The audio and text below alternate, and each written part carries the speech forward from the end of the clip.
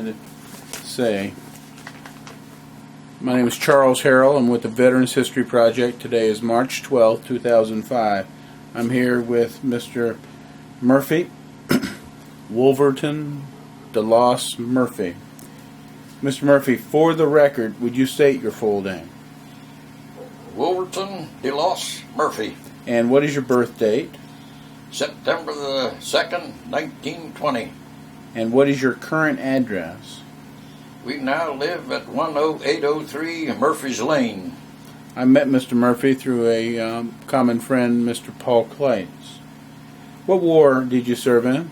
World War II. What branch of service? I was in the Army and later attached to the Air Force in a field hospital unit.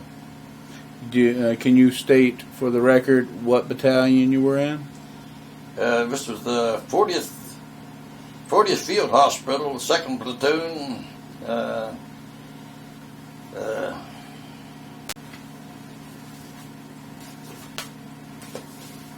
Attached to the 9th Air Force, and we trained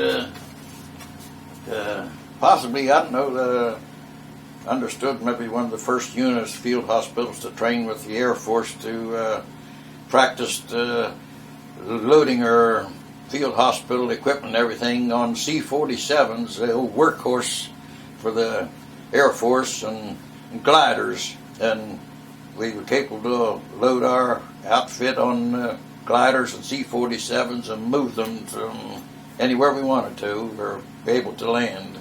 Can you generally state where you were based? Yes, we were stationed here in the States. I went into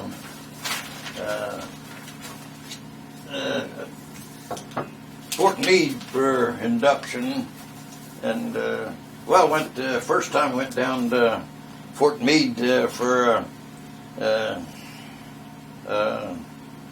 enlistment when 2-year younger brother who enlisted in October 1942 into the Air Force, and he was in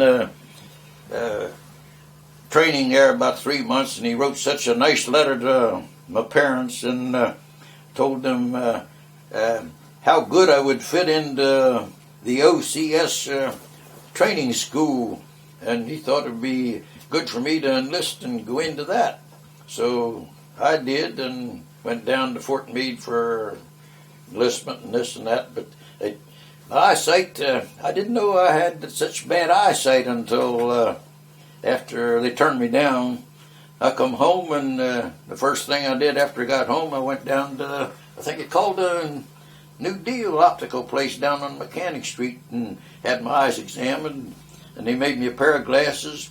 And I think next week I went down and picked them up. And I come out of that building, and I never saw such a thing in my life. All the buildings were square. You could see that square line going bottom to top. I didn't know they had all square buildings like that before. And I never did forget that. I still remember it.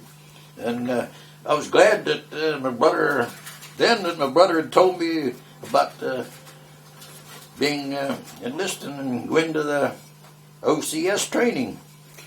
So got some little good from it. Can you tell me about growing up during the 1920s and 30s?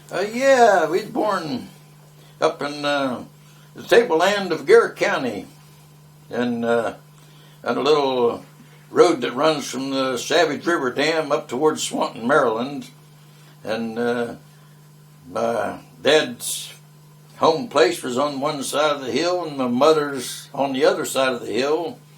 And what were their names? My granddad on my dad's side was Thomas R. Murphy, and on my mother's side, William E. Durst.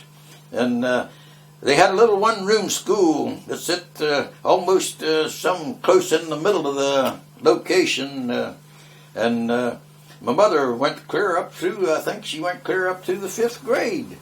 And my dad, he wasn't quite so fortunate. He went through the first grade and was in the second grade till the spring planting time come. And his parents made him quit school in the second grade so he could help on the farm, hoe corn, and help on the farm work. And that was the extent of my father's education.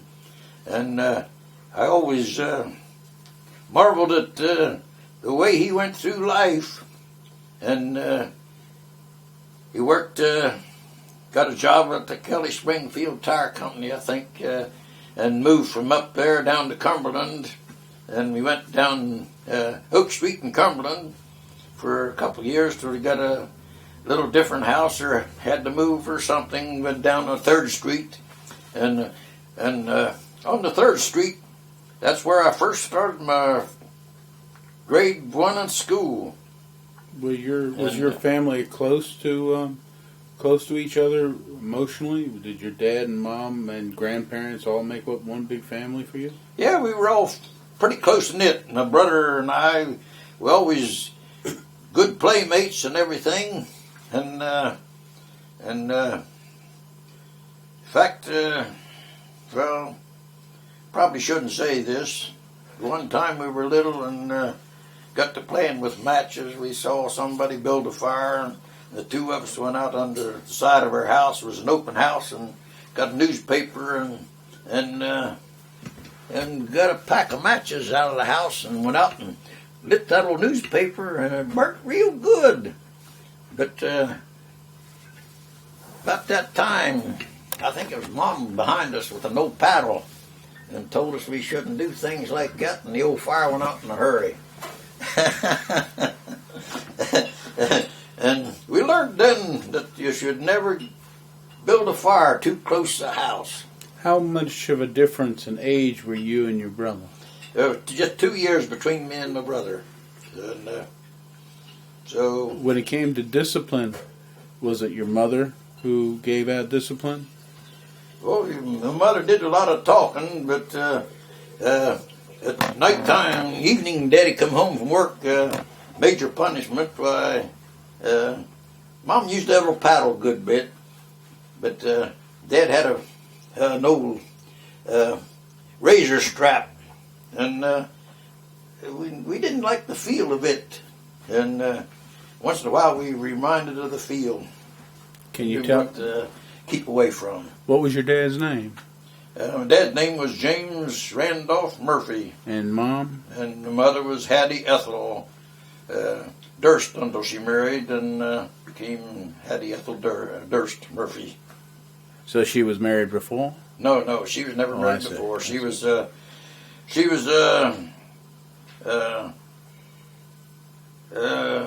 had a little problem. Her mother died when she was very young, just a few years old, and she took care, did the house, was the mother of the house after her mother died, my grandmother, whom I did not remember, and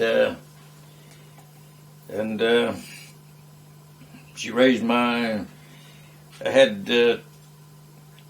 she had 2 brothers, Lester and Vernon, and a younger sister, Lois, and she practically raised them until they got big enough, and my mother got married when she was young, and by that time they were big enough to take care of themselves. Was your dad in the First War?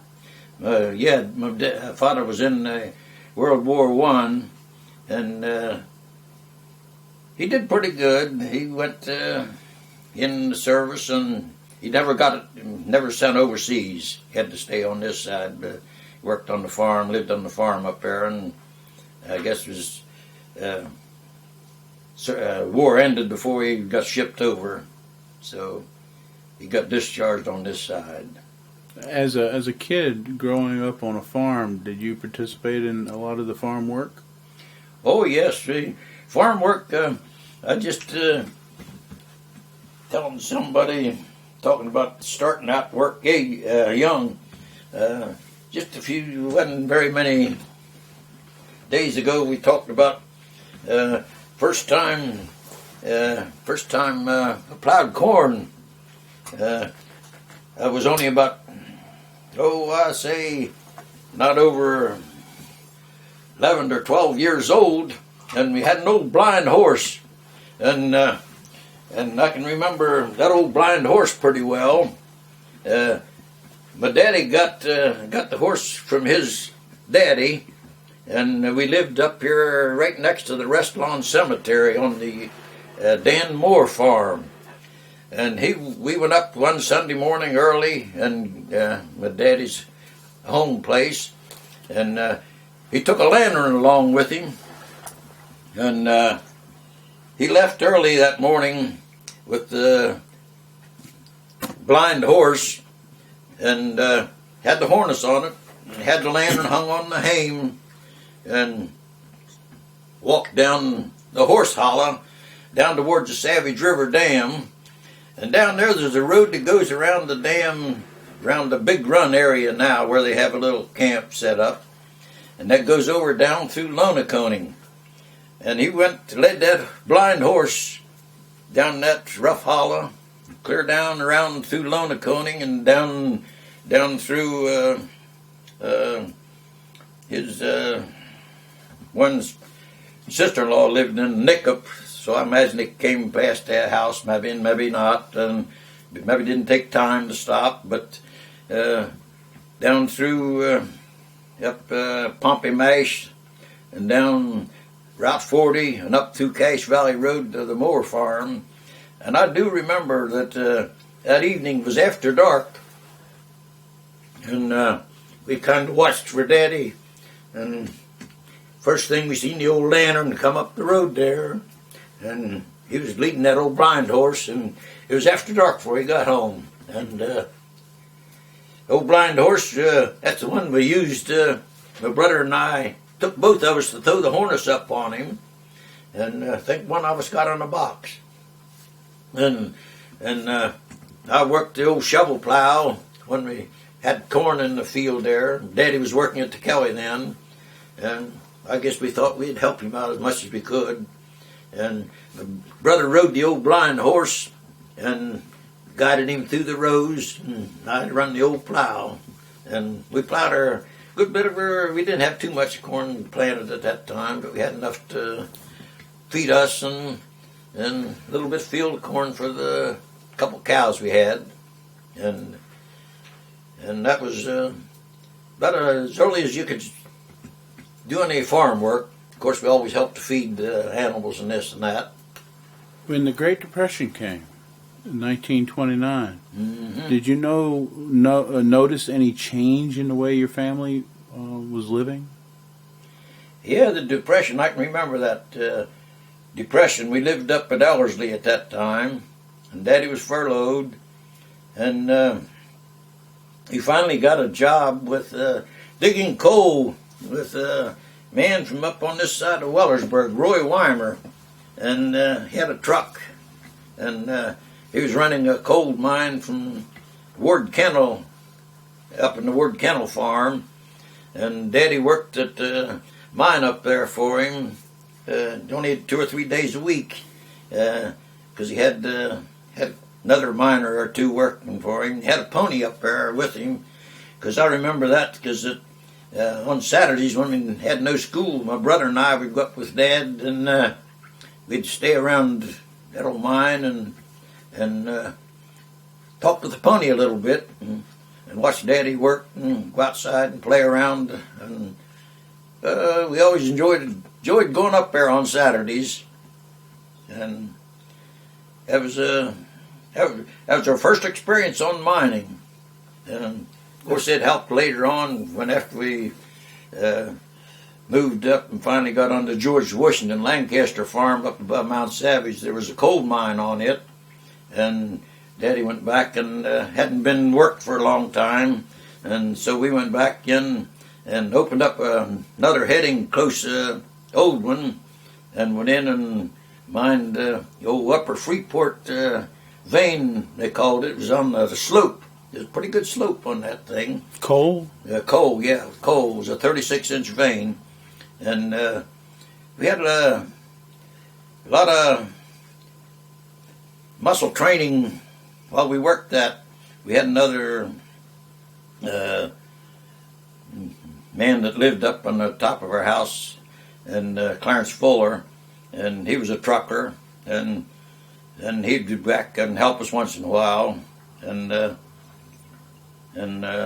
dig coal, and we always had a lot of chestnut timber out in the woods up there.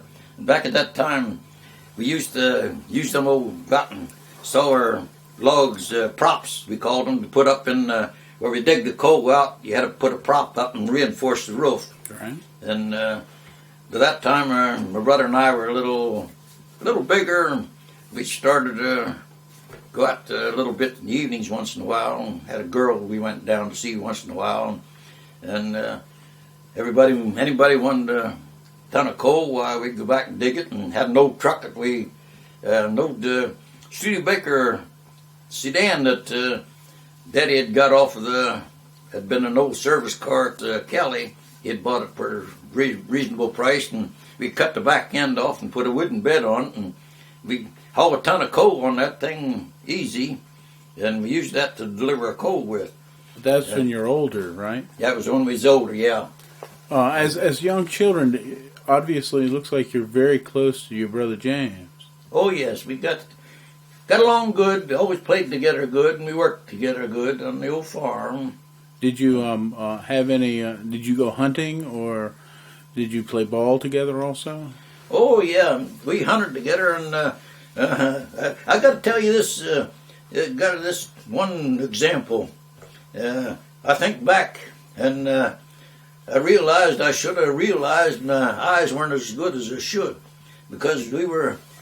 He wasn't quite old enough to carry a gun yet, but we had an old dog, and I just bought a new 20 gauge single shot gun from Montgomery Ward, and I had that, and we was out hunting with it, and we looked down, way down, and a big old buck come up from down over the hill. Looked like an old 6 or 8 point buck. And I said, the Junior says, that's what I call my brother Junior. I said, shoot down, that thing coming right towards us. And he gets close enough, I can get that thing. And he kept straight and right for us, and almost to us, and I started raising up the gun. Junior reached over and pushed the gun down. He says, don't shoot. That state road groups down there's watching us. And I didn't see them, and he kept me from shooting it. That thing come right beside us, and I know I could have got him, but I'm glad he didn't let me, because I couldn't see the state road crew down there working. Mr. Jewell was down there. He was the head of the boss of the state road group down there then, and I should have figured then my eyes weren't what they should have been, but I didn't know my eyes were so bad till later on when I had them examined and got my glasses. Can you tell me how you felt when FDR was president and his attempts to fix the Great Depression? Were you affected by that?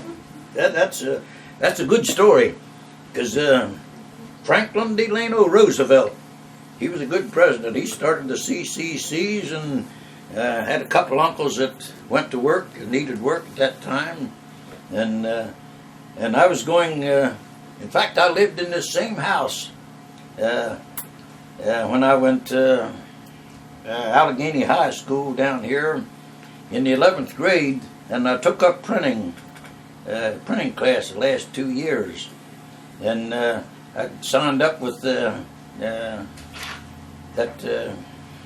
youth group where I stayed over one night or sometimes 2 nights after school, and did printing for the school, and used the forms for different things, I guess.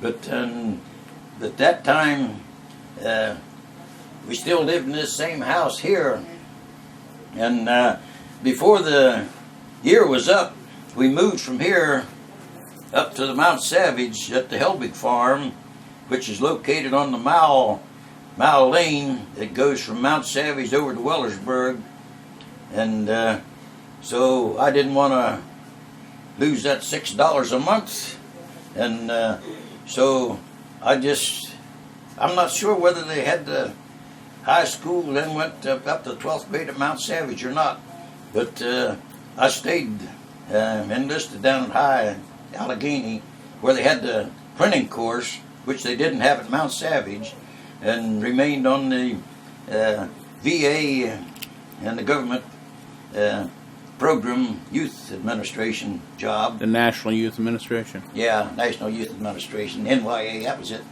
And so it made a little farther to walk, so I had to walk from the Helbig Farm down the hollow to Barrelville School, and then down to Barrelville, down to Mount Corriganville, and catch a bus over here. That was the old Blue Goose, they called it, from Cliff Albright from Ellerslie had the Albright bus line. He had built the old Blue Goose from an old Buick frame, I think, as near as I can remember. But they used it to haul the children to school. And then, of course, in the evening, I had to either walk from Cumberland back up to Mount Savage or catch a ride. I thumbed a good bit.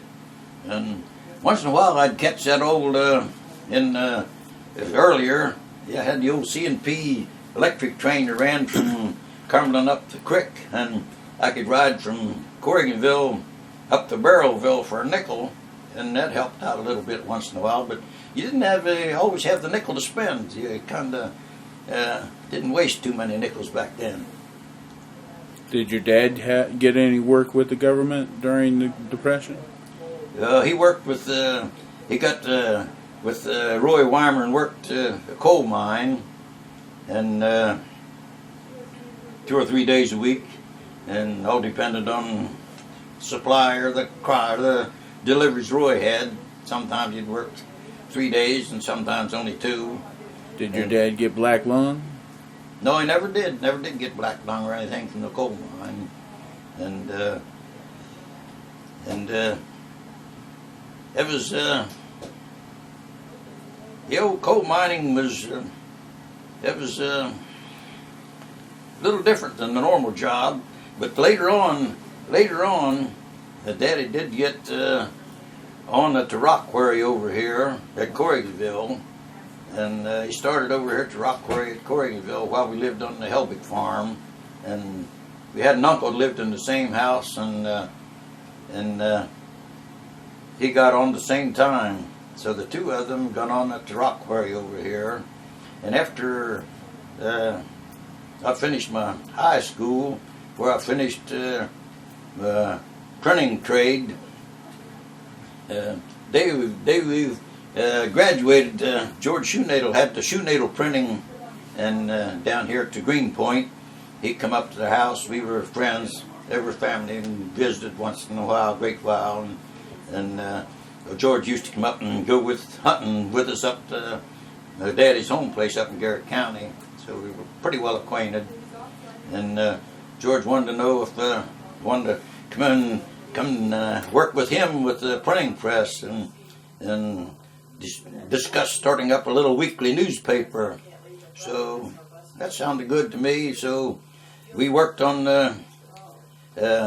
Mondays and maybe sometimes on Tuesdays, setting up going around selling advertisements, and Wednesday and Thursday in there, I think it was, we printed the paper up and set the type and everything. That was the old, where you had to hand set the type and everything.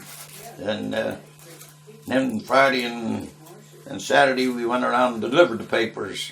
We kept that up for just about a year before we finally gave it up. What was the name of the newspaper? We called it The Advertiser.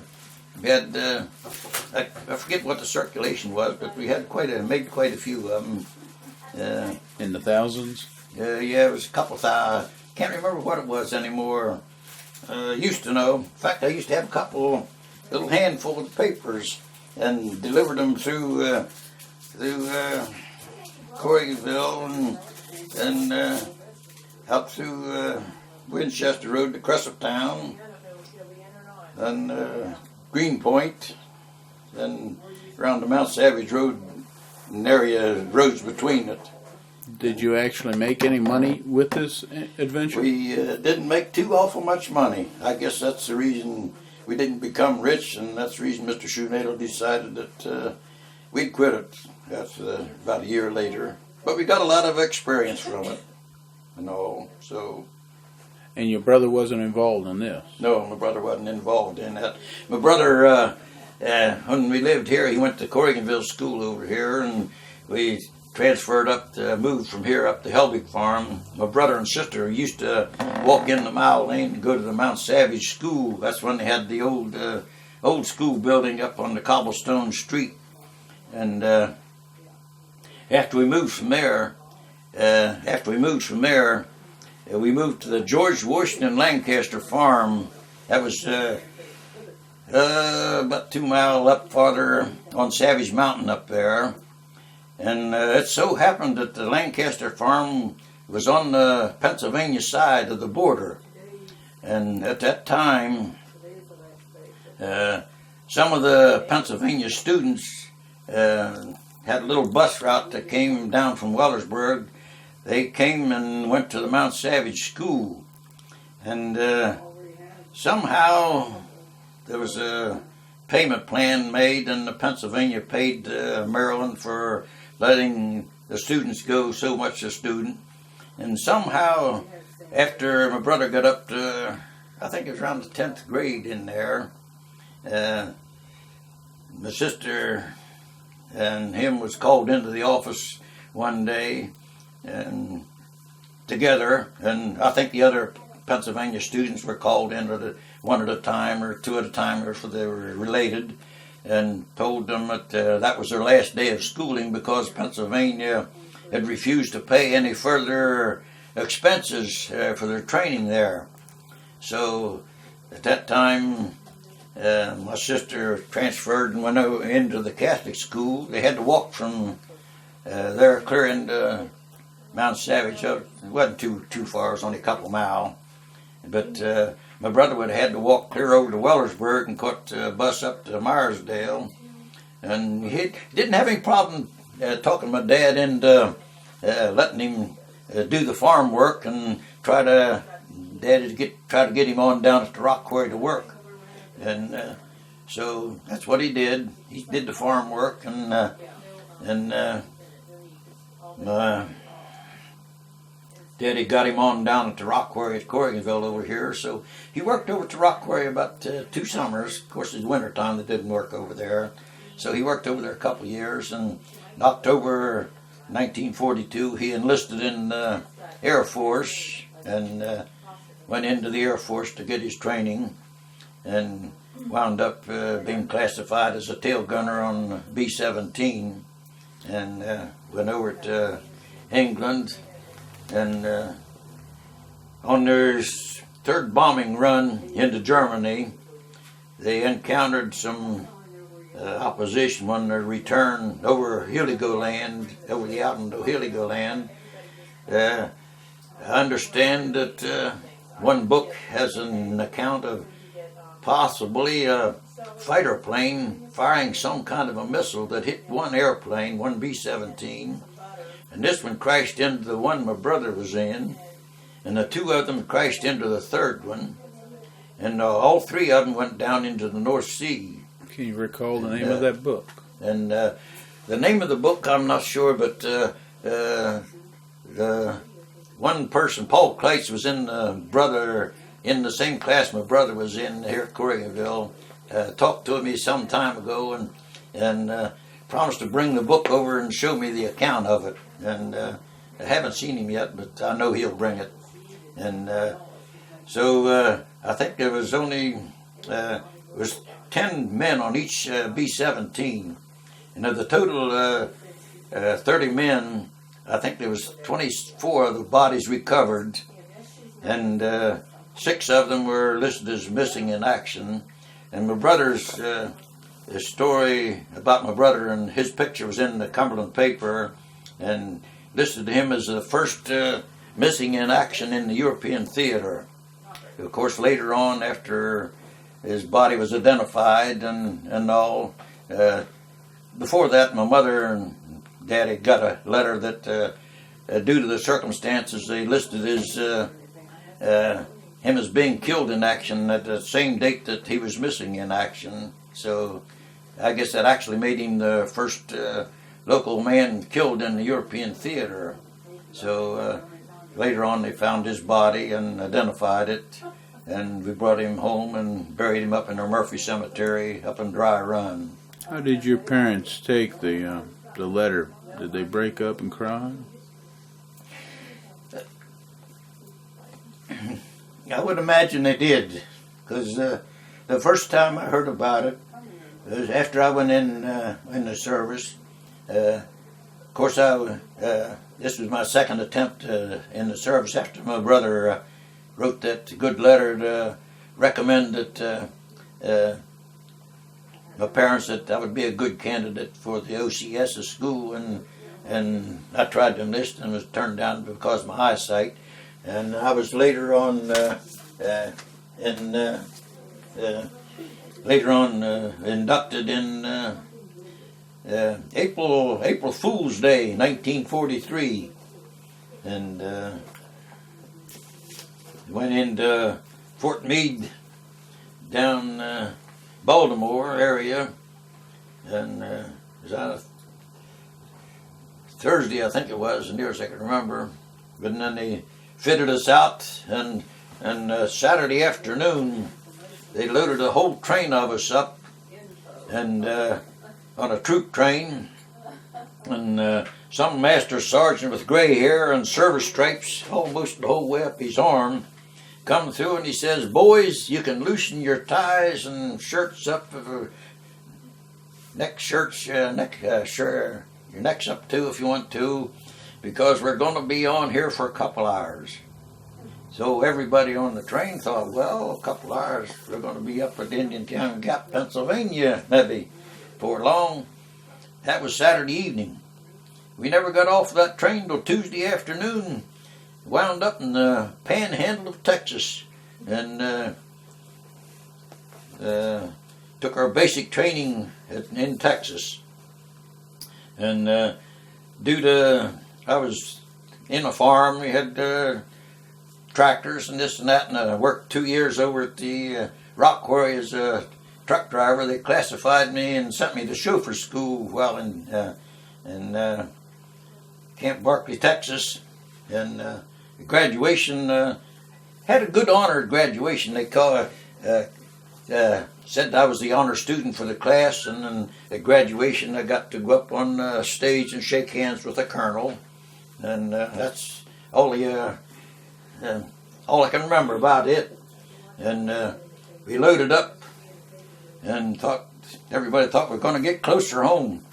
45 minutes later, we offered again at our next camp, Camp Bowie, Texas.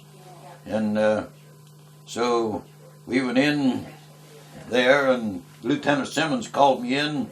He says, "Murphy," he says, "you did well in the motor pool, I see, but if you stay in the motor pool, I can only get you a PFC rating, because we have all our non-commissioned officers for the motor pool now.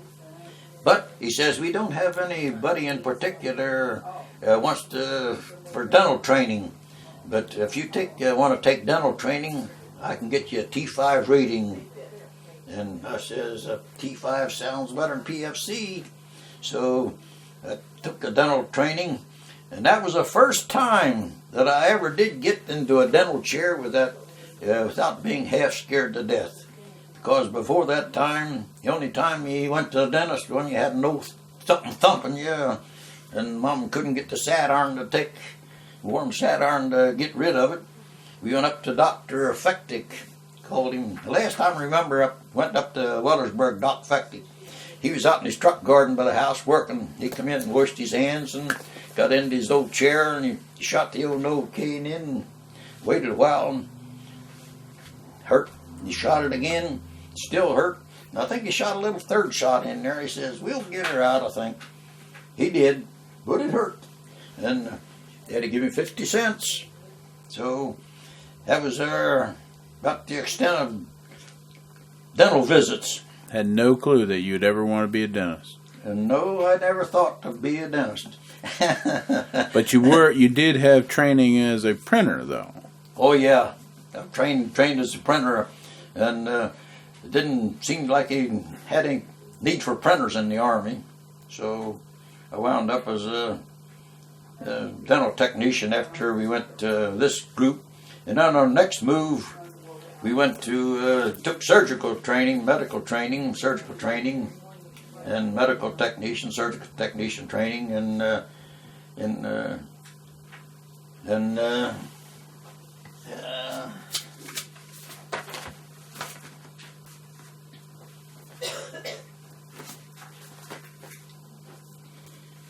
then after we trained, we had before we left the States here, we did have a little training with the C-47s and gliders, because at that time I think they probably, I don't know, someone told me that they thought we were the first unit that ever attached to the Air Force to train. And by that time, had you joined the field hospital unit?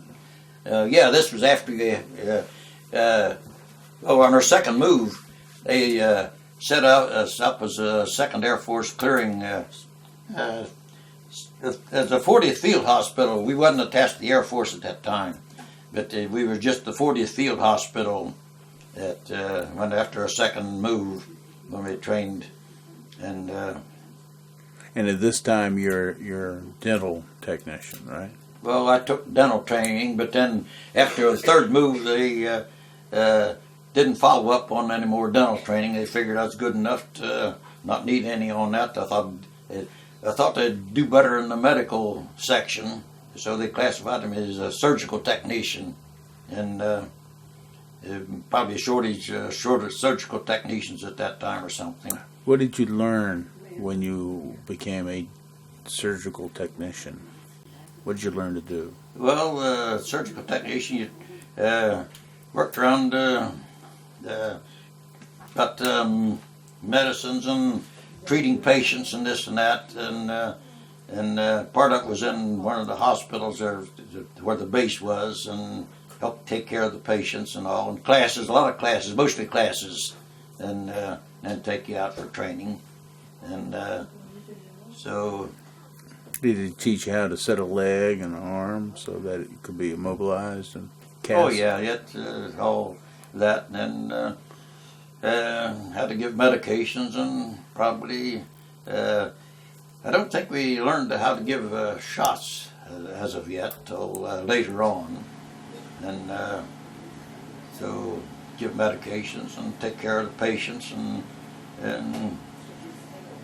anything along that personal care line. Did they give you, as a medical technician, did they give you any training with rifles and guns at all too? No, we never had any of that with the field hospital. We never had any artillery training, and that I can remember. Where did you go before you got shipped overseas? We wound up in Fort Jackson, South Carolina, after we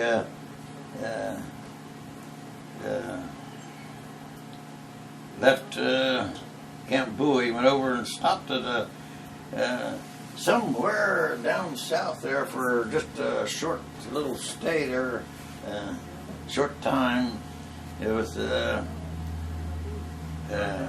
C-47s and gliders, and on down to Fort Jackson, where we continued our surgical training at that area. When you were working with these gliders, what did they instruct you to do?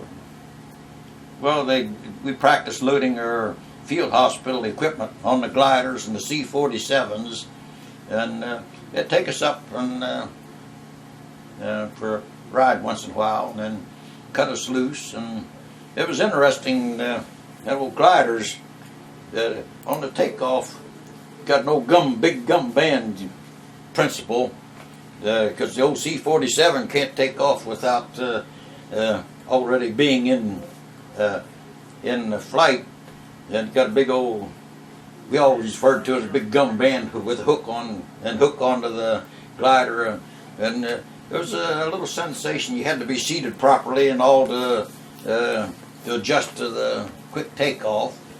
And same thing when they cut you loose up there. It was kind of like you almost stopped and you just floated down. You're on your own. But you were able to land in the thing? Oh yeah, you could land. They were the glider pilot was pretty well trained. Did you make any night landings in the training? No, we never did. Never did. But after we got over in England, with us attached to the air base, a few of us would go over and they would let you go up over and you could go up and on the C-47s or the gliders when they practiced, when they trained, and we did that a few times. They never trained you to jump out of airplanes? Oh no, they never did train us to jump. What ship did you use to get across the ocean?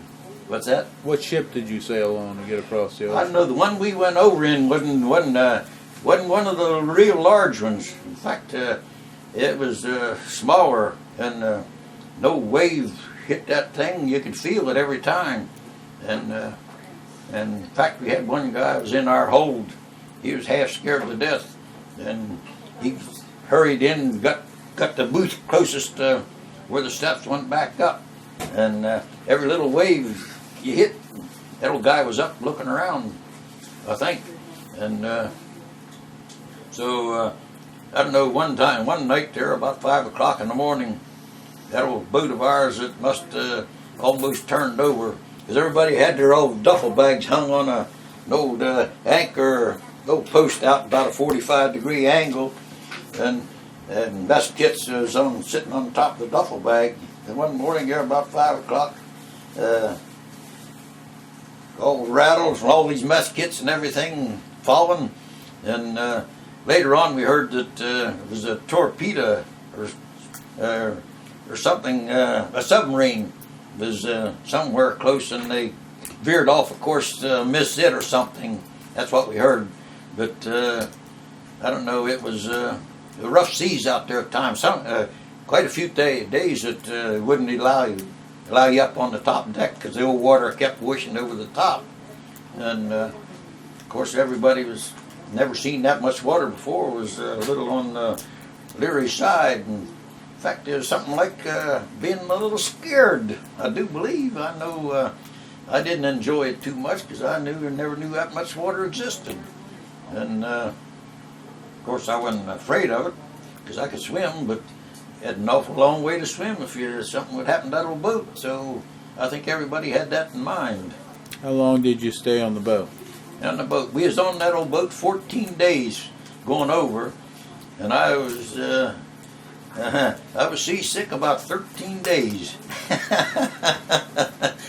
I still got my meal ticket from when we went over. They give you a meal ticket when you got on, and every time you eat, they punched your meal ticket.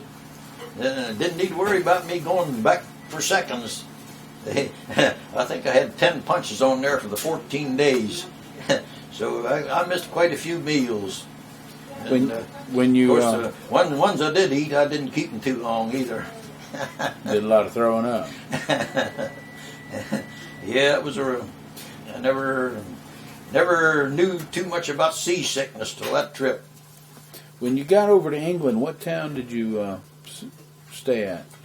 We kind of landed. I think it was Newport, England, and that was kind of an interesting landing there. I never realized people talk so funny. A lot of their younger boys was down on the ground, and we'd yell up at them, and they'd yell up at us, and we'd yell down at them, and they talk so funny, and a little old made me realize how far this country was ahead of in the railroad industry. Had little old trains, I think they called them 48s, down there running right close where the ship docked, and it reminded you of our old-time horse wagons over here. They had the brakes just resembled the old brakes on an old horse wagon around here. The old brake was running on each in the little 48 car. They're smaller, a lot smaller than trains around here. They'd move them thing as they'd run along. If you wanted to stop it, they put the brake on after they unhooked it from engine, and it made you realize how far behind that country was behind watching the trains over here. It was something else. How much different was working in a field hospital than being a medic with a combat unit? Well, in a field hospital, you never knew what was coming in. What they brought in was while we were in. Well, I was going to go into one case we had, but better back up a little bit. While we were in England, they trained their surgical technicians. Had a little course in anesthesia, and we had a doctor, was a captain in each platoon. There were 2 platoons of us went into England, and a 3rd platoon went to the South Pacific. And they trained us in anesthesia and give us lessons on it for a couple of weeks or something like that, and give us tests and all. And at the end, they picked one out of each platoon to assist. The captain was the anesthetist, and I was pretty lucky. I got to be the anesthetist in our platoon, our 2nd platoon. And after we went into France,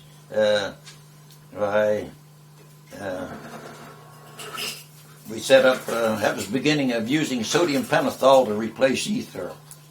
And so you had to use a syringe to give the sodium pentothal and shoot it into the vein on the person's arm.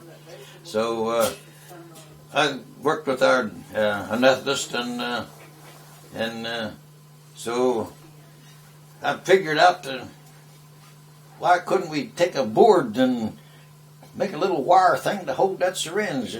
Before that, they just laid there by the arm and this and that. So I made one and remodeled it, bent it to hold the syringe pretty good. And our anesthetist captain, he thought it was pretty good, and so he used it and told me how he thought it would do the thing, do the job. And so we used it and kept using it, and rebent the wire a couple of times to held it better, the syringe better, and worked good. And so we were in France there, and wasn't too many operations. Why, he let me go ahead and give the anesthetic myself. And so we was in France there. I was only in there maybe 2 or 3 weeks at the most. Till middle of one night, we had a case come in. Old Major Hanson, he was a very good surgeon. He says, Murphy, he says, we're not going to wake the captain up tonight. You go ahead and set the pentothal up, and I'll keep my eye on you. And if you think you got a problem, let me know, and we'll work it out. I think you can do it. So we did all right. The patient lived and got along good, and so kept doing that time. The old anesthetist let me do the whole thing myself and wash me, and it kept going on, and I always wanted to keep doing better and improvement, and always trying to get ahead, improve rank and rating and this and that, and help get the war ended over. Because back at that time, everybody wanted to do all they could to get the war ended, get it over with, so they get back home. How long did you stay in England? I'm not sure. We were in England probably. It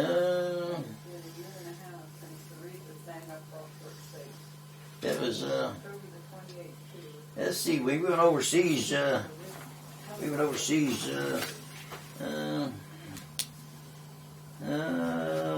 left February the 27th, got over in England on March the 12th, and it was around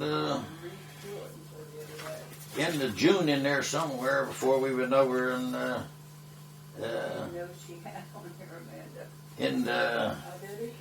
France. In France, so it'd been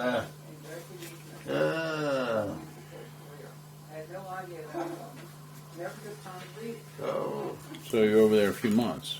yeah, we was over there probably somewhere between 3 and 4 months in there. And then when you went to France, how did you get there? Well, they trained us go by C-47s and gliders, but I don't know. I don't think he was in far enough to have a place to land the airplanes too good in there. But so our first trip we went over by boats across the English Channel. Went over and landed on a Utah beach over in there, and that was quite a sight. It looked like it might have been a little apple orchard over there on the side, but the only thing that could reminded you of it being an apple orchard was all full of bomb marks and this and that. Just a few old stumps up there looked like apple tree stumps, and it was hilly, rough, and made you realize that the ones within on the invasion had some rough going. Where did you set up your field hospital? Our field hospital, our first one, we set up at St. Mary Glees in the pasture fields, and that wasn't too far from the coast there.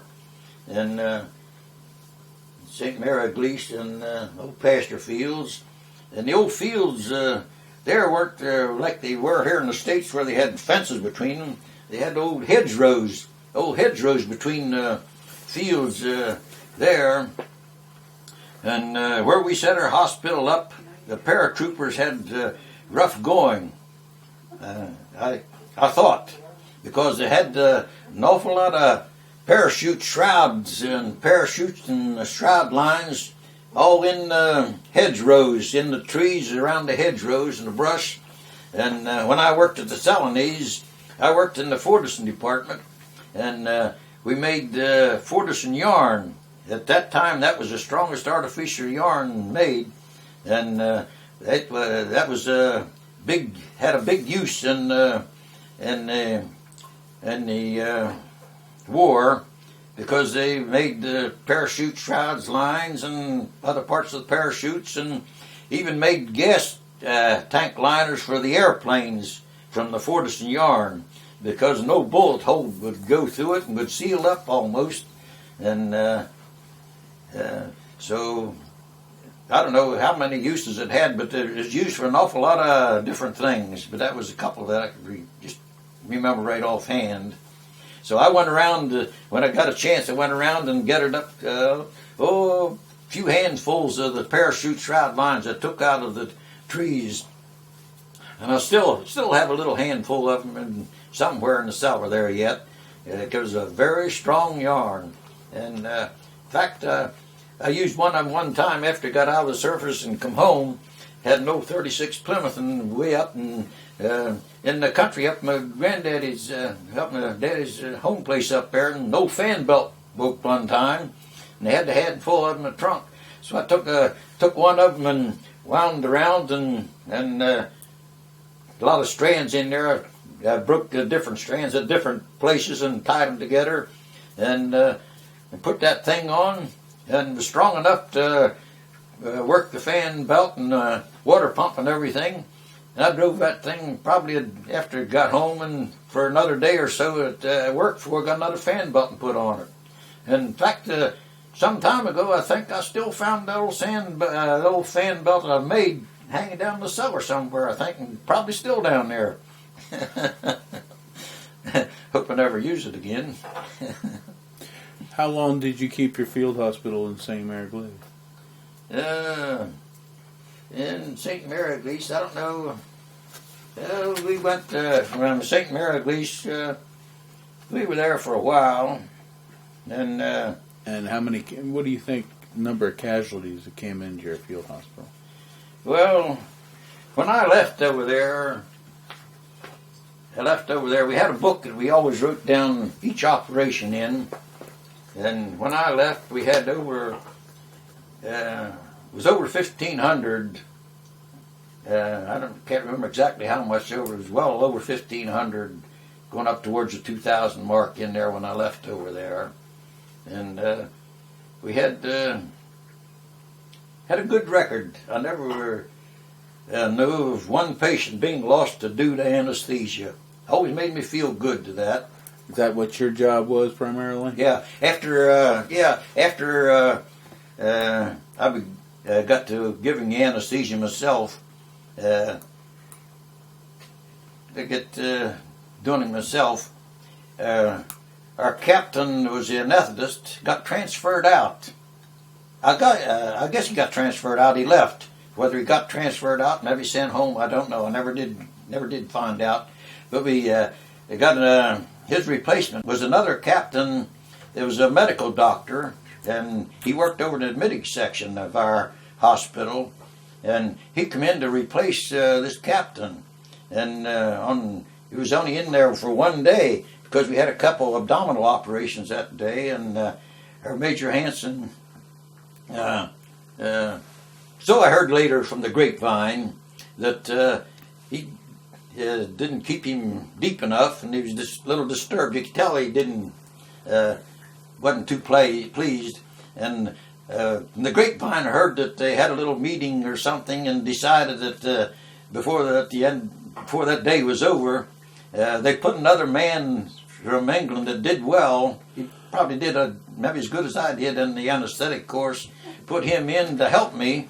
And from that time on, I was the anesthetist for our field hospital platoon. And I did, Major Hanson, I got along with him good. And he told me one time that how good of a job I was doing. He says, I think maybe you could cut down on your anesthesia yet and talk a little bit more, and you put them to sleep as you're talking to them. And after the war was ended over in Europe, he called me in one day and said, Murphy, says, I'd like to send you back to, we have a field hospital, have a bigger hospital set up back the coast, close to the coast, and I'd like to send you back to train with the nurses back there, and work with them for a while, and get more used to it, and I can get you a registered nurse position, and that would mean a little promotion for you. At that time, I had a problem with my tonsils, enlarged tonsils. I had that problem before I went into service. They had become full of pockets, and about every week or so, I'd have to take the old end of a toothbrush handle back in there and push some little old balls of infection out of a couple of pockets in there, and I felt better after I got that done. And so I asked him, Major Hanson, I asked him if before I go back, if he couldn't take my tonsils out. They'd needed them out before I went into service. And he says, sure, we can do that. But so he did tonsillectomy. By that time, Ed Nims, who came in to help me, he was given anesthetics himself, and so he did the anesthetics himself while I was recuperating and all. And so it wasn't too long after that they dropped the atomic bomb. And before they dropped the atomic bomb, we got Major Hanson got transferred out. I don't know never did hear whether he got transferred out or transferred out to go home or what. Never did hear, never understood. We got Major Baker in and replaced him. And Major Baker never did mention anything to me about what Major Hanson had talked about sending me back. And I was a little on the timid side. I never asked, never able to ask anything for myself back at that time. And so the atomic bomb dropped, and I was already married with one child, and so I was one of the first ones to get sent home. So didn't make me mad, but after I got home and things turned out the way they did. I went down to the hospital here in town, and nothing doing. It referred me, of course, at that time they never had the Allegheny Community College down here to train nurses or anything. They gave me the address down to Baltimore, where it would write to, said they would have to, before they give me work here in Cumberland, would have to have a registered nurse position and a degree in anesthetics. And so I wrote down at Baltimore at the hospital down there the number, the letter, the address they gave me, and exchanged a couple of letters. And I'd have had to go down there and go to school and become a registered nurse, and then take a course in anesthesia before I could work in the hospital up here. Though at that time I'd left the Celanese and only had such a time period to go back to save my job. Just a few days before the time, I went back to the Celanese and started to work there then. We're going to have to stop here. Our tape's over. I got to put a new tape.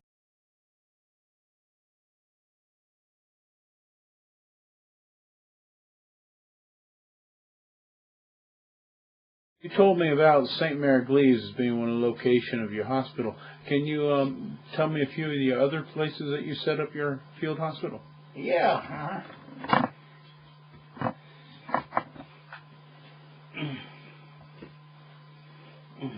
Yeah, we had one guy, worked in sanitation, lives down at Silver Spring. I can give you his name and phone number if you want to check him.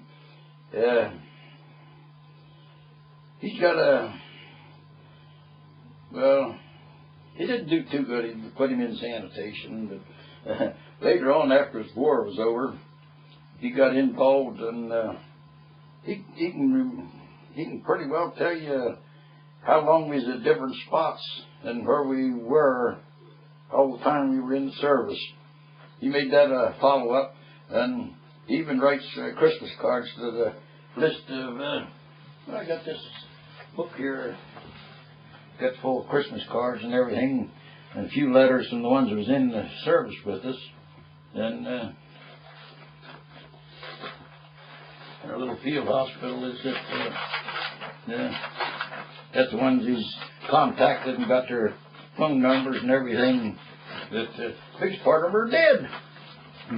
Died. And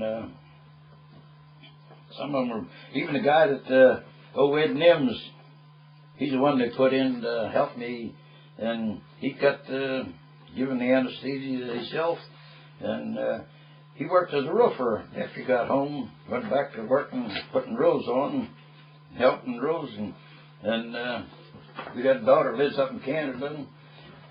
I'd made my plans to stop and visit him and see how he made out after I left. And I was going to go up there 1 year, but before that year got around, he passed away.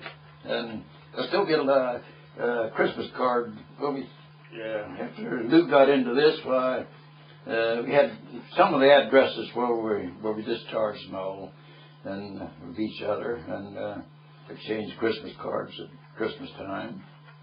Can you recall any other hospitals that you set up? Where? Yeah. Mm-hmm.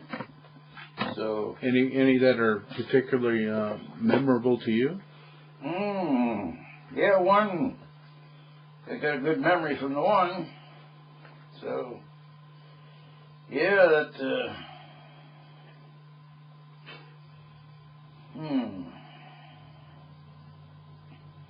I remember.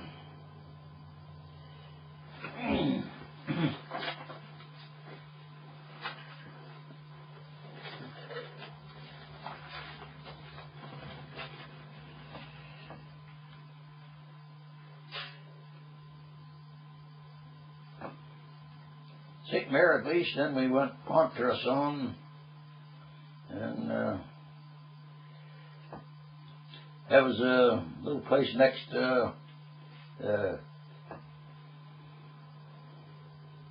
along the coast. There's Mont Michel, little island like Mont Michel, right next close to where we were.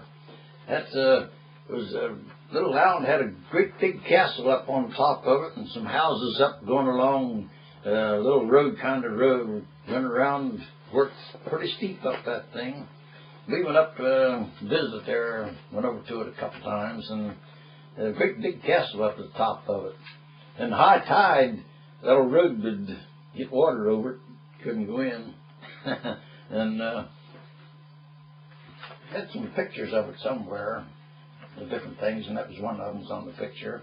Had a few houses and little stores at the bottom, but had a great big castle up on the top. Of all the people that were in your field hospital, did you know any of them from before? No, I never did. Never did. Not one. Did you ever keep track of any of them after they left your hospital? Yeah. Lynn Cadle used to work in the operating room with us, and went down to visit him a couple of times, and he passed away. He was a milkman in civilian life. And how about any of the patients? That we had in the service? Yeah, any of the patients that came into your field hospital? No, but I wished I had. I used to have kept a record of some of them, and some of them was makes you wonder how they turned out. But I know one I remember pretty well. I can tell you about that in a little bit too. One of their most memorable cases we had, one of the worst patients we had. And then we went up from Pontarson to Le Mans, and then Marmelon, Le Grand, and that was near Reims.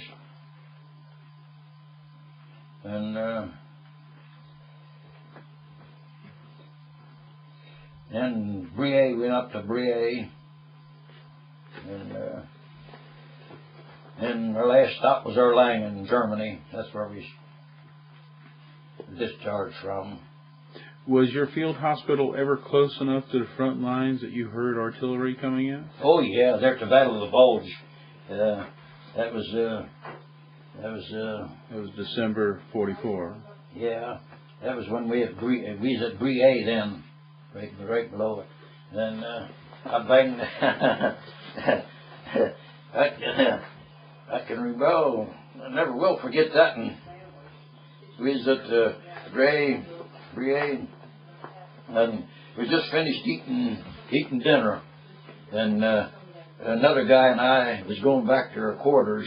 We stand in they put our quarters in a couple old brick buildings, and close where we had our hospital set up. We had our hospital set up in another building. But we quartered in a couple brick buildings there, down around the corner from us, and we was just finished eating and going back to our quarters. Another guy and I, and it was starting to sprinkle rain. And I took my glasses off and put them in my pocket, and got down to the road. The old General Patton's tanks and everything was coming by, and so I didn't have my glasses on. I don't know whether old General Patton was on. If he was there, we didn't salute him. Couldn't see him. They went up the road there, and they just finished going up the road, and we went across the road and started up, and all at once, a couple old German warplanes, fighter planes, come, and those bullets started hitting the road right where we were, because they was just old tanks were just up the road. We still see them, and we jumped over in an old building there, had a little open spot underneath of it.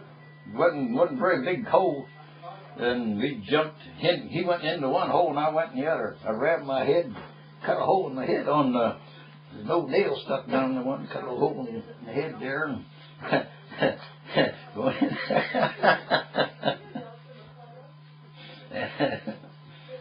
You just break the skin? It didn't go into your skull? Yeah, made a little blood, but I worked in the operating room. I just put a little dilate on it probably, and when I got in my room, I always kept a bottle of alcohol in the room, because back on the one on the first setup we had, the second setup we had the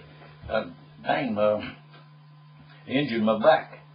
We had X-ray equipment was heavy boxes, and we set and unloaded them and setting them up, and there was something stuck under the one case there where they unloaded it, and one that another guy and I tried to raise up this heavy case so he could get the piece down out from under it, and I had the stupid way I had my back turned to it and just got a hold of the corner and pulled it up, and he got the other corner over there and raised it up, and the other guy could pull it out, and a little muddy back there, and I raised it up, and he slipped, and that old corner of that back punctured my back there right in the middle, and I still think it punctured one of them cushions between your spine, because I could felt this.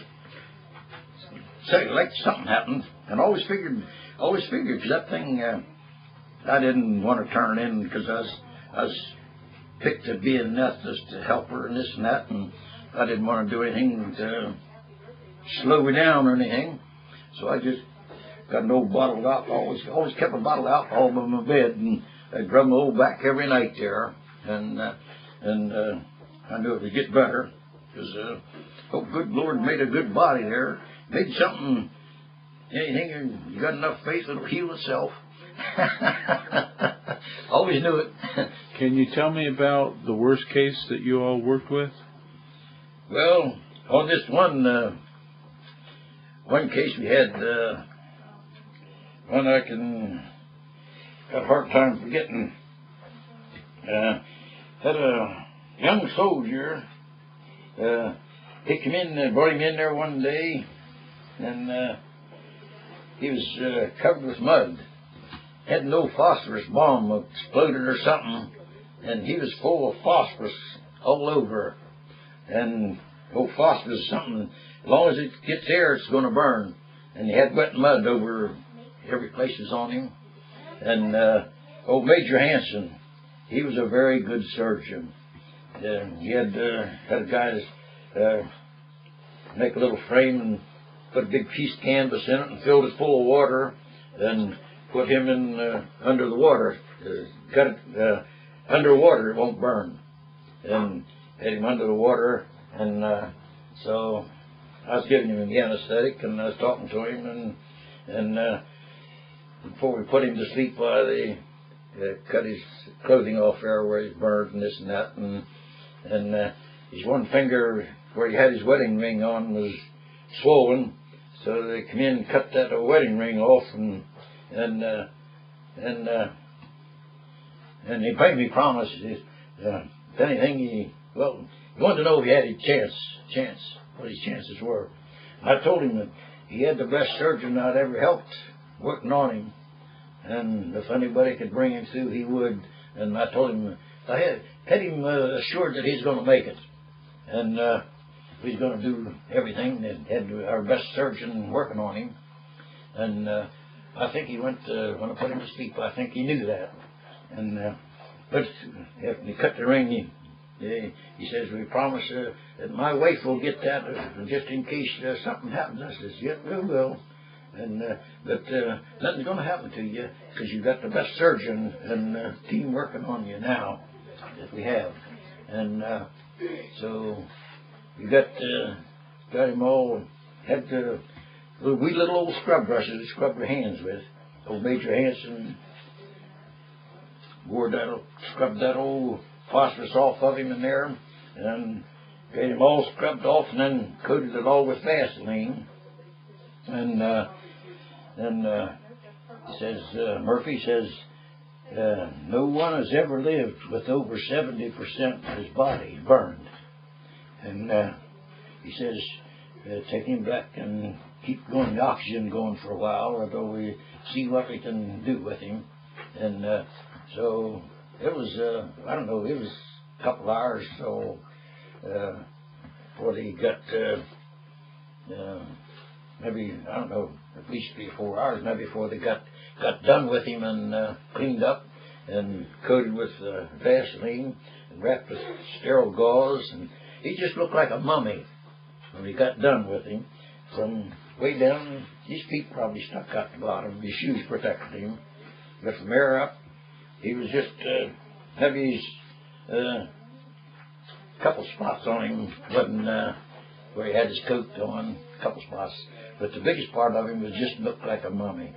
And Major Hansen says nobody has ever lived with over 70% of the body burned. And that's what he had, 70% of his body burned. So we put him in the ward. Always took the patients to the ward. Why? The nurse in the ward would take over. But at that time, everybody was out eating supper, and I put him. The nurse knew I was going down to the side where he isolated himself, like, and I kept the oxygen going till old Captain Friedman. He's the one without it. Captain Friedman was in our outfit, and he's the one that. Oh, there's nothing going, is it? Yeah, you want to turn it off? Oh, no. I shouldn't have said any names. But he come in, I think Major Hansen sent him in so I could go to lunch and check to see how he was doing. And wanted to see about keeping oxygen going on him. And so I went to eat. So whole lunch was about over. So I went in and cut my meal, and the kitchen help was all eating in. So I eat with the kitchen help, and I didn't take too awful long time. I just maybe a half hour or so at the most, and because I was tired, and so I hurried back up after eating. Went back up, and Captain Friedman had the oxygen turned off on him and said he had expired. He didn't make it. So I went to Major Hansen and told him, Major Hansen, what I'd almost promised that guy he wanted me to do, and I told him about it. So he had me go with our chaplain and the ambulance, and we took his body, his belongings. I had all his belongings and everything, his wallet. Had a picture of a beautiful wife and two beautiful daughters. He lived in New York City, and so Major Hansen told me to go ahead and take them back and give them personally to deliver them to the grave site there at around Beige, Belgium. It's in Belgium, and so I took that back, and the officer in charge, I personally give them to him and told him about what his desire was, and to see that his wife got that wedding ring that they cut off and his other personal belongings. And of course, he laid him down on the floor there, just looked like a mummy laying there, and the chaplain had a prayer for him and everything. And that blackout conditions was on, and you couldn't go in with with the headlights on. You had to use them little blackout lights, you know. That's the only thing you see with. And flashlights, wasn't allowed to use them hardly, only necessary, and you only turned them out when you wanted to see. And but that was a kind of an eerie night. And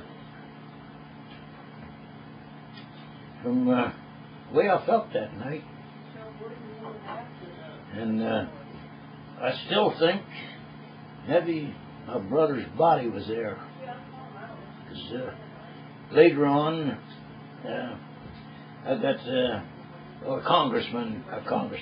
I had him over a year ago to try to get some information what did happen to my brother.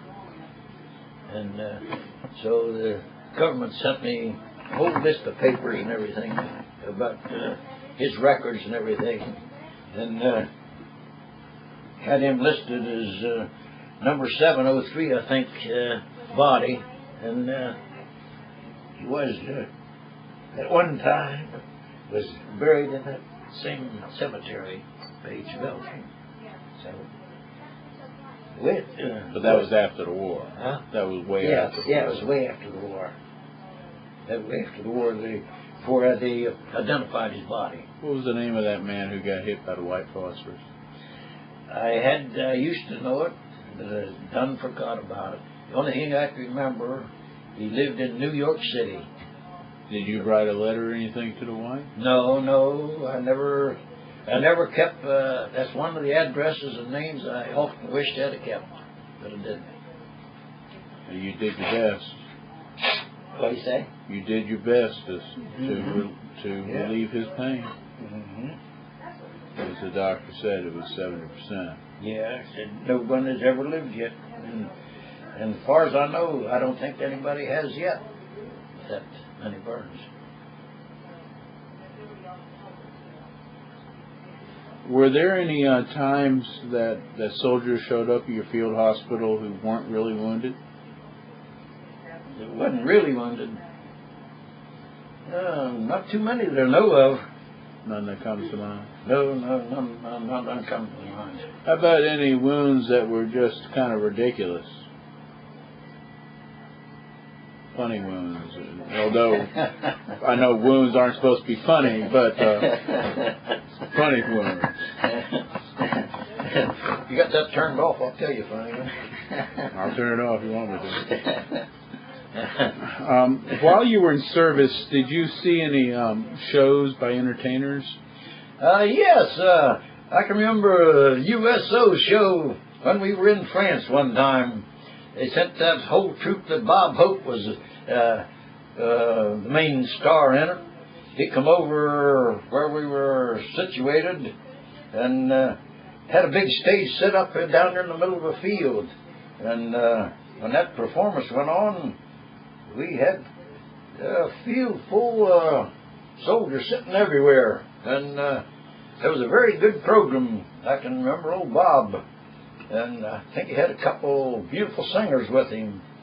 And they were dressed to fit the soldiers' desires, because everybody clapped when they sang or performed. And it was really an uplift for that whole outfit was in that area. Was it just basically one time that you saw any show?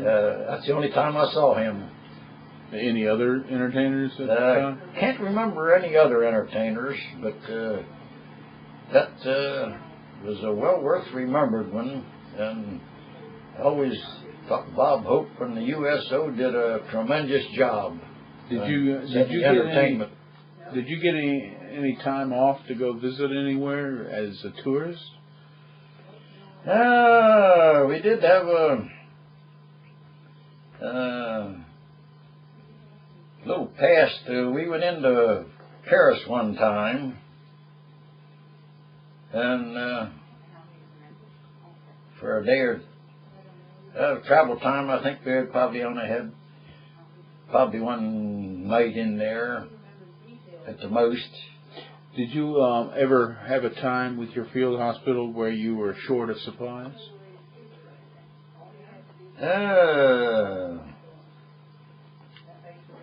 Not to a shortage that you couldn't get by. How about food? Well, food was always good enough. Once in a while we had K rations, but I never really minded them. They were, government says they were good for you, and I always figured the government knew what they was doing, and I ate them and enjoyed them, and I never found anything wrong with them, and always lived over. Was there a time when stress was too much for you and you had to just have a time out? Well, I had one stressful time I remember. That was when we were halfway through France, and up until that time, why, my brother was listed as missing in action. And I can still remember the day that I got the letter from my mother where she had received the official word that they had listed my brother as killed in action at that same time, July the 28th, 1943 at 9:10 a.m. in the morning. And I don't believe I slept too much that night.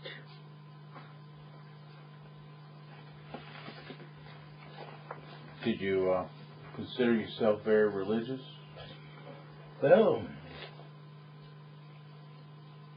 my family was a little on the religious side. I can remember when we first moved down to Cumberland when I was very young, and we always, on Sunday, would walk down to church and back home. Once in a while they'd have a speaker in. I remember one time they had a speaker in that had been up in my daddy's home place, home church up there. They invited him in up to visit. He came up and visited one evening, and I remember had a little Bible study, I guess it was, and always had their old rocking chairs and chairs in the front room, and they always ended it with everybody getting down and praying. How about while you were in service?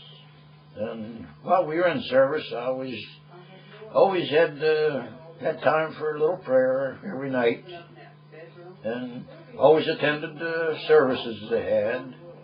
And in fact, I remember they encouraged you to attend your services. And we had one soldier in our outfit. He lives way out in Oregon. He was a Seventh-day Adventist, and they always gave him his Saturday off in the States. Well, we enjoyed Sunday. He enjoyed his day off on Saturday, and he was a good Christian. And I still get a little note from him about every Christmas, and he remembers me.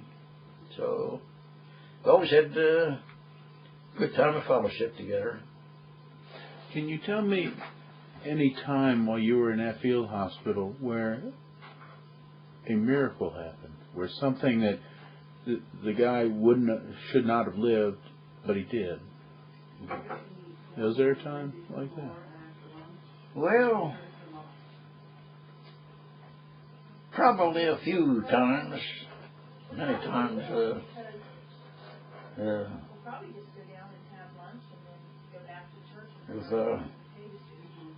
good Lord made a body on each of us. He put mechanism in each body to heal itself if you got enough faith. I always believed that. And if somebody's got enough faith, I think they can put that mechanism to work, and it does the job. Did you see it not work in some folks, where they willed themselves to die when they should not have? Well, somebody don't want to live, don't have the will to live. They generally don't. But did you see that in your hospital at any time? No. Most everyone I knew in there wanted to keep living. Well, who was the old? Was there a really old patient you ever had while you were there? I'm not talking 80 or something years old, but in the 40s. Did you have older folks, or were they almost all young guys? Most always young, all young. We had one older guy in their outfit they called Pop. But he wasn't that old. He was just a little older than the rest of us. I guess that's for that reason they called him Pop. But he nipped a little bit on his beer and probably heavier drinks. But we put him to sleep one time, and we did notice that somebody that drinks a little heavier, takes a little bit more of an anesthetic to put them to sleep. We did notice that one time. But when VE Day came in May of 1945, when it was over in Europe, yeah. do you remember that day? I well remember that day. What did you do? Well, on the outside of our hospital, there was a bunch of young children out there going around, and they kind of we got to know a few of them, and I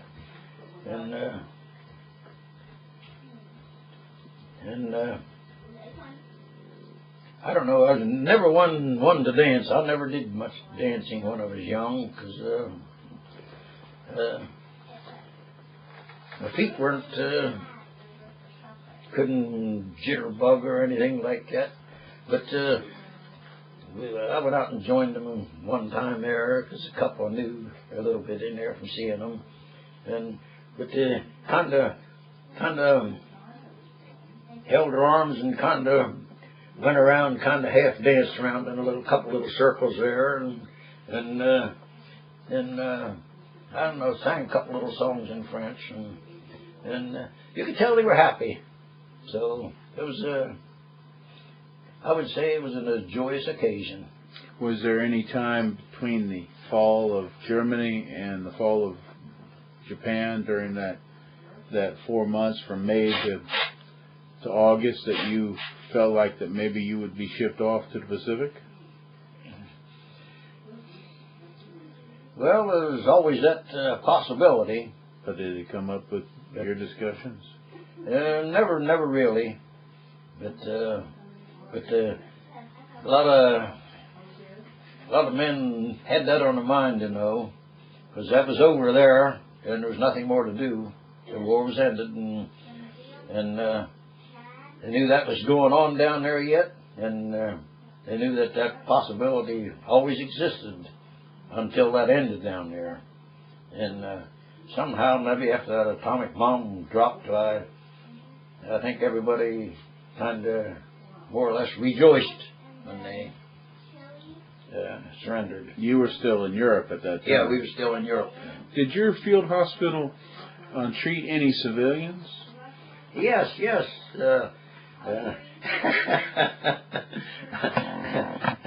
I got had one example of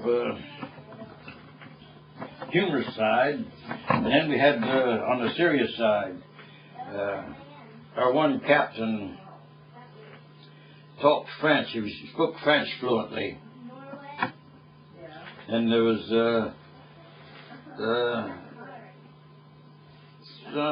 some French woman he knew, and he'd visited them, her and her husband, and I guess he got the okay from our major, and they brought her in one day, and for a hysterectomy, and I was the one that gave her the anesthetic, and of course I couldn't understand what she was saying, but tried to talk to her as near as I could, and we had a successful operation, and they kept her in a ward there for a couple of days till her husband come and took her home, and it was a good way to build up good relations, because this Captain Barner was the captain that did the operation on it, and he knew the family and visited them. So I thought it was good, and we had some French.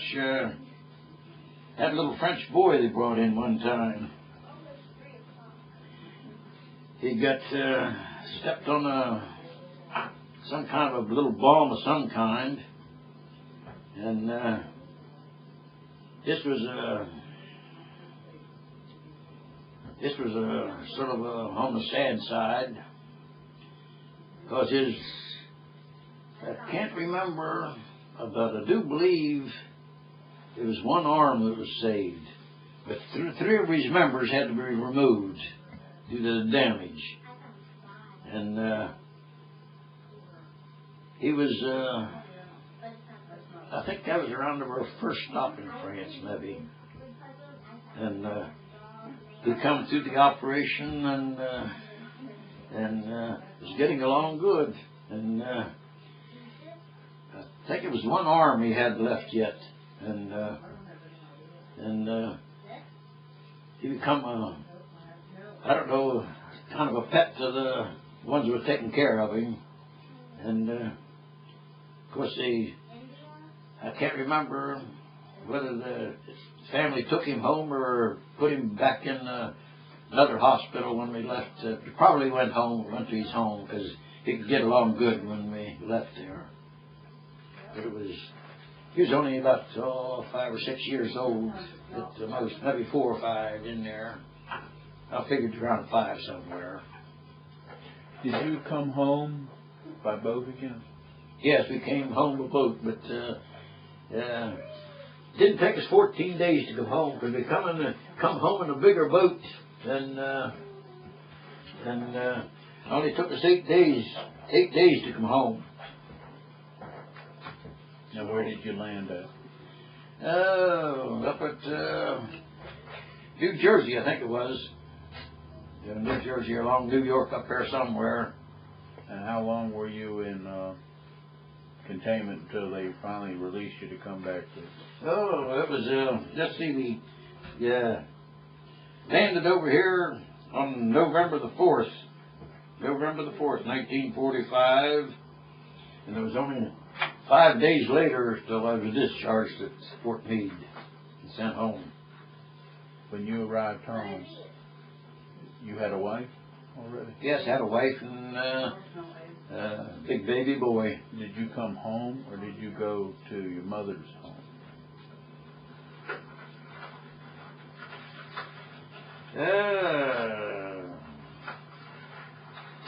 My home was up on the George Washington Lancaster farm up at above Mount Savage, and I went home up there first because that's where we lived. We lived up in the upstairs apartment when I went into the service, and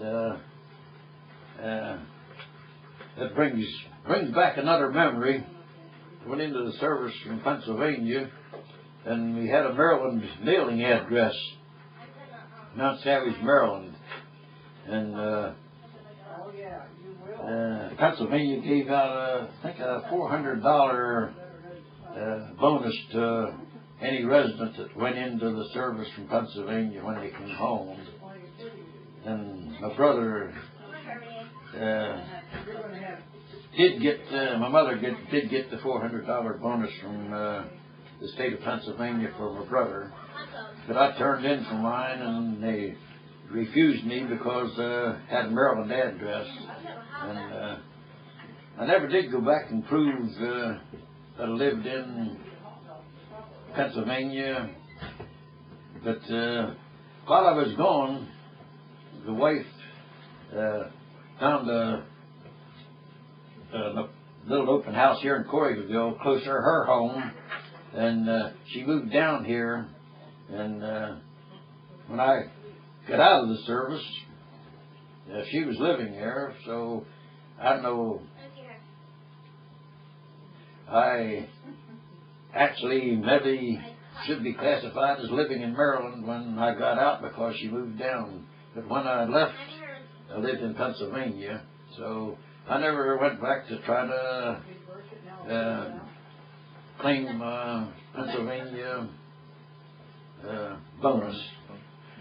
Did you use the GI Bill for any more education afterwards? Yes, I did. In about 1952, I went down to trade school down in Cumberland Packer Street, and took up a machine and tool design course. And while we were there, another veteran from up at Ellerslie knew well when we lived at Ellerslie. Was in the same class, and him and I were in the machine and tool design, and we both decided to draw up a plan and make us something similar to the little tool called the shopsmith at that time. We thought that'd be a good project for us to do. And we drew up our plans and went down to the old McKeag foundry down Cumberland and got their supplies, and we built us well, we didn't actually call it a name, we just called it a shopsmith-like machine. And at that time we had, after we got them done, they had the Cumberland celebration bicentennial or sesquicentennial, some kind of a centennial going on, and had a big display down in one window down in Baltimore Street in Cumberland. And we had a little display in there about our machine and tool design class, and they took one of our machines down and put in the window for a display after we had it done. And I still have mine sitting down in the old shed here. I used it quite a few times, and it may have not have been to the perfection of the shopsmith, but it was on the same order, and it did the work. Did your military experience influence what you did after the war? Well,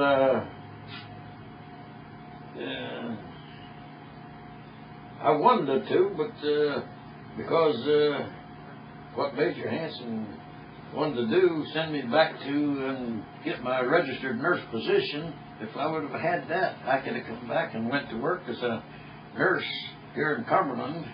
But because of that, I couldn't even do that. I would have had gone down to Baltimore to take the training to become a registered nurse before I could even pursue the anesthetic trade. So, just one of the facts of life. You wanted to, but it didn't work out. I wanted to, but I'd been gone so long, my wife didn't want to hear about me going away any longer for training, and so I had only so many days to go back to preserve my job at the plant I'd left. And so I went back and took up where I left off at the Salvage. I do see, though, that you are a member of the volunteer fire department. Well, I've been following up that line of work ever since I got out of the service, and Uncle was a member of the fire company, and he got me to join, and so I've been taking a lot of, well, one time I had one of the main drivers, I guess, when we made a lot of, we used to have 2 ambulances, and anybody needed a further trip out of town or something, why, we would take that trip, and be the old driver, old Chuck Walters over here used to compliment me on being the smoothest ambulance driver they had. But it wasn't because you were an anesthetic man during the war. No, that training did me good. Kept me in contact with patients. Good. Did your military experience influence your thinking about war or about the military in general? Well, I don't know, the military training, I think it was been favorable all along, and I always thought a person does what he thinks is right. And that brings up another thing about there's on the good book they call it 10 Commandments. I think that I don't know, that group that kind of wants to do away with the 10 Commandments. I think if I don't know, sometimes you can think a lot of things that you better not say. So I better not comment any further on that. Is there anything else you would like to add to our interview today? I probably won't think of what I should have said till after you're gone. My memory's not quite what it used to be. I used to have a good memory. Remember names, everything good, but getting a little fuzzy at times. And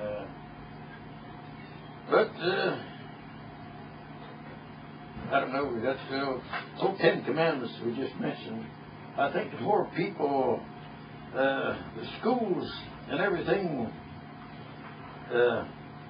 furthered that information along the educational line where everybody was familiar with the 10 Commandments, I think the world would get along better. Well, thank you, Mr. Murphy. Appreciate your time, and I'm quite sure our future will enjoy your comments. Thank you. And what'd you say your name was again?